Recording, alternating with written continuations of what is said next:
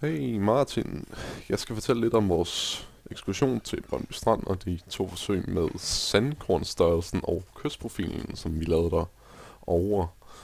Men lad os starte lidt med at se på, hvor Brøndby Strand faktisk ligger.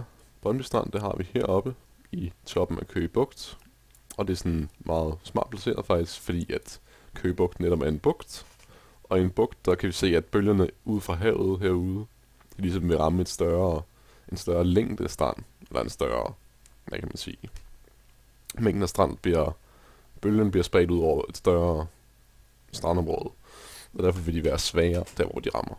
Men udover det, så ligger Køge Bugt jo også i Østersøen, som jo er, hvad kan man sige, ikke et hav, der ligesom ligger ud til et af de store have, som f.eks. Atlanterhavet. Det er sådan noget, som vi ser ude ved den jyske vestkyst, som ligger ud til Nordsøen. Og hvorfor er det så vigtigt, kan man sige? Jo, det er fordi, at ude ved de store have, der vil bølgerne jo være meget stærkere på grund af det her meget store overfladeareal, som vinden kan påvirke, og også at vinden generelt er stærkere derude. Og det gør, at de her meget stærke stormbølger ude ved for eksempel den jyske vestkyst, ligesom kan nærmest drive hele stranden med sig, når de kommer op på kysten. Og det er altså vigtigt, når vi kommer til at se på kystprofilen om lidt. Men lad os starte med de her forsøg her. Vores grupper har lavet 2 Excel-ark her, hvor vi henholdsvis har kystprofilen og så de her sandkornstørrelser her. Lad os starte med at se på kystprofilen. Det er lidt kompliceret at forklare, hvad vi egentlig gjorde i forsøget rent konkret, men det korte og det lange er, at vi gerne ville se, hvordan, hvad kan man sige, højden af, hvad kan man sige, jorden eller selve stranden ændrede sig efterhånden, som vi gik enten længere ud i vandet eller længere ind på stranden. Vi målte selv de her fra de 0 til 40 meter, det vil sige 40 meter ind på stranden, mens der var en enkelt gruppe, der målte de 40 meter ud i vandet. Godt, det går også. Men der er 1 meter mellem hver måling, så det er meget muligt, at vi har, hvad kan man sige, overset enkelte små fordybninger eller forhøjninger i den her strandprofil her. Hvis vi skal se på, hvad kan man sige, nogle interessante ting ved den her strandprofil, så er det, at man her lige ved 0, som jo er der, hvor vandet og sandet mødes, der ser vi, der er sådan en meget stejl forhøjning lige her.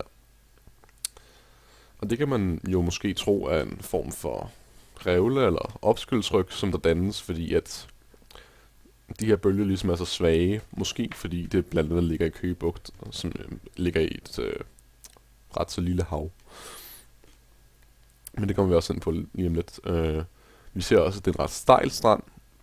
Efter at vi er kommet op i vandet, så bliver stranden meget hurtigt meget høj. Helt efter 30 meter, så kommer vi op i cirka 3 meters højde. Og vi ser, at der kommer sådan en klit for enden her, som jeg skal komme ind på, når vi begynder at tale om sandkornstørrelsen. Men hvad vi så kan udlede af den her strandprofil, det er, at det er næsten 100% sikkert på at være en sommerprofil, eller en godt vejrsprofil, eller hvad man nu skal kalde det. Og det er en kystprofil, som forholdsvis mest forekommer ved kyster, hvor bølgerne er meget svage. Fordi så har de her bølger ligesom ikke kraft nok til at komme over den her revle eller opskyldsryg lige her. De fleste af bølgerne bliver simpelthen stoppet her. Det er muligt, der lige er en lille mængde vand heroppe. Vi ser, der er måske en lille fordybning her. Den såkaldte strandravle, mener jeg vist. Men ellers så bliver de fleste af bølgerne ellers stoppet lige her ved den her revle her. Hvorfor der så er en klit heroppe, det kommer vi så på senere. Men altså, for at sige det kort, vi har en sommerprofil, og det er altså det, der gør, at stranden stadig er meget stejl. Den er ikke blevet eroderet af mange stærke stormbølger, for eksempel. Hvis vi så tager et kig på sandkornstørrelsen. Sådan der. Jeg har sat den op i sådan nogle cirkeldiagrammer her. Og heroppe til venstre kan man se de egentlige data, hvor vi har organiseret de forskellige sandkornstørrelser med det her. Hvad var det hed? Navnet er lige kommet fint, men vi har i hvert fald filtreret de her sandkorn efter størrelse, og så har vi målt udbytte af de enkelte sandkorn i procent. Lad os starte med at se på sandet, som vi samlede ved vandkanten. Vi ser, at der er en rimelig stor del groft sand og grov sand, som jo er nogle ret store kornstørrelser, mens der også er en rimelig mængde mellemsand, som er den langt mest fremtrædende sand, eller kornstørrelse ved de andre sandmålinger, eller sandindsamlinger. Ser vi på det sand, vi samlede midt af stranden, så er der en langt større andel af det her mellemsand her, som jo er det mindste sand ud af de 4, vi ser i den her prøve her. Der er også en del grus og sten her, hvilket eller størrelse af grus og sten, hvilket jeg ikke rigtig har nogen anelse om, hvorfor ligger der. Men i hvert fald, mængden af store partikler, eller store sandkorn, er i hvert fald blevet mindre, må man sige. Og går vi videre og kigger på de 2 næste sandkornsprøver, så ser vi, at der næsten kun er det her meget fine mellemsand her.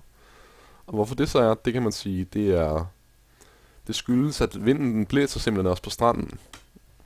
Men den kan ikke blæse alt op. Særligt ikke det her meget våde og tunge sand, som de her store sandkorn jo er. Og de bliver simpelthen derfor liggende med vandkanten.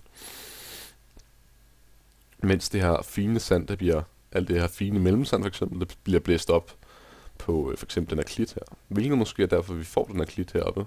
Hvis vi går tilbage, så ser vi den her klit her. Så måske er skabt af det her sand, der blæser op. Men og man kan sige, det er meget fine sand, som vi så overhovedet ikke har set noget af. Det kan man så tro af, eller det kan man måske udlede som at være blæst helt væk, fordi det simpelthen er så let, at det ikke rigtig kan blive på stranden. De tungere, det her grus og sten her, som de er sandsynligvis blevet skyllet ned sammen med bølgerne op på den her strandrevle her, fordi de simpelthen er for tunge til at kunne blive liggende på stranden. Ja, det var egentlig, hvad jeg havde at sige om strandrevler, kystprofiler og sandkornstørrelser og hvad det nu ellers var. Vi ses i morgen, Martin.